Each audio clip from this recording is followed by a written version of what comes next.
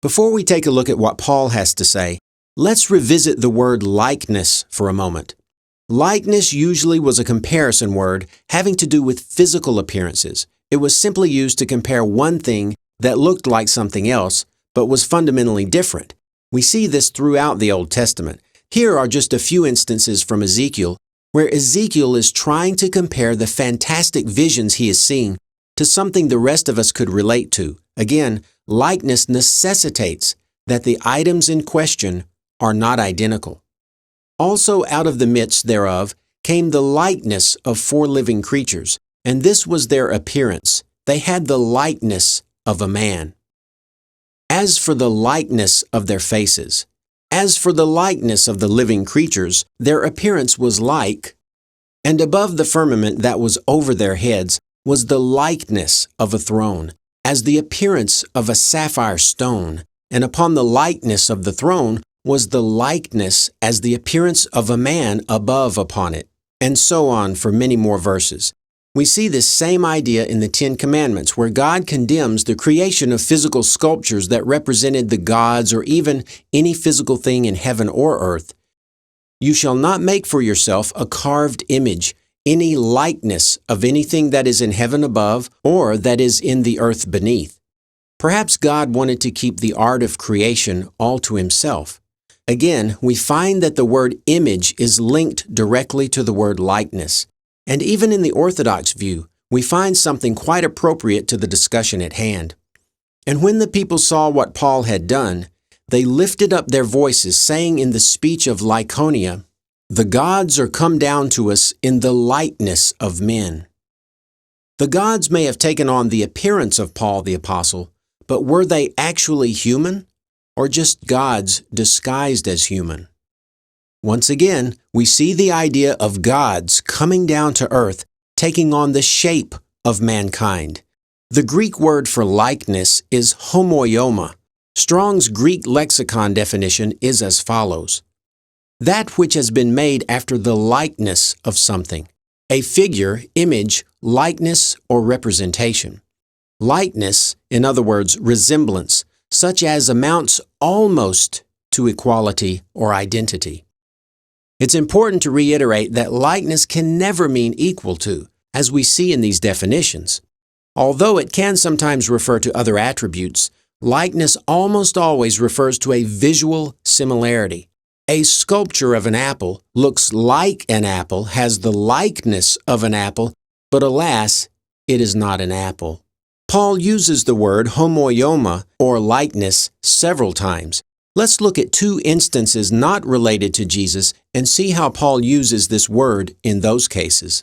"And changed the glory of the uncorruptible God into an image made like to corruptible man, and to birds, and 4-footed beasts, and creeping things." Here, Paul is talking about the commandment against making sculptures of anything, and his use of homoioma is clearly understood. It means the objects being compared look similar, but are fundamentally different.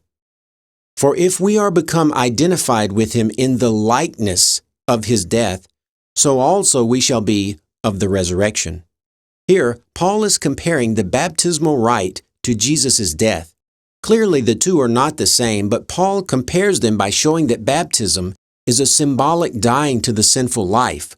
Once again, the usage clearly shows a comparison of 2 things that are fundamentally different, though this time not a visual one. Now, I've taken this much time to set the stage for the following 2 passages. So let's take a look at what Paul says about Jesus' humanity in this first passage. "For what the law could not do in that it was weak through the flesh, God did by sending his own Son in the likeness of sinful flesh, on account of sin. He condemned sin in the flesh." Here we see Paul use the word likeness, homoioma, to compare Jesus' appearance with that of mankind. Jesus took on a likeness to sinful flesh, which necessitated that his flesh was not sinful flesh. Now, I know what you're thinking. You're thinking that Jesus did take on flesh, but it was not sinful flesh. It was sinless, so therefore it was like sinful flesh in that it was real human flesh, but not sinful flesh, meaning that he did not sin during his lifetime. The problem here is that the inclusion of the word sinful seems to complicate the issue and seems to open up the possibility that Jesus was a real human, but simply did not sin or somehow was immune to the effects of original sin. However, this explanation clearly contradicts Paul's own views of original sin, views that impelled him to write concerning that particular doctrine in numerous passages, which we've already seen. So it doesn't seem likely that Paul would have this in mind, but a simpler explanation is that, to Paul, all flesh was sinful, as we saw in Romans 3:23 and many more passages. And the phrase sinful flesh was simply a euphemism Paul used to refer to human beings, since there was no non-sinful flesh on the planet. Paul was simply saying that Jesus was made in the likeness of men. But if you don't believe me, perhaps you'll believe Paul. Let this mind be in you, which was also in Christ Jesus, who, being in the form of God, thought it not robbery to be equal with God, but made himself of no reputation, and took upon him the form of a servant, and was made in the likeness of men. And being found in fashion as a man, he humbled himself and became obedient unto death, even the death of the cross. Paul depicts Jesus as simply taking on the form or shape of a man.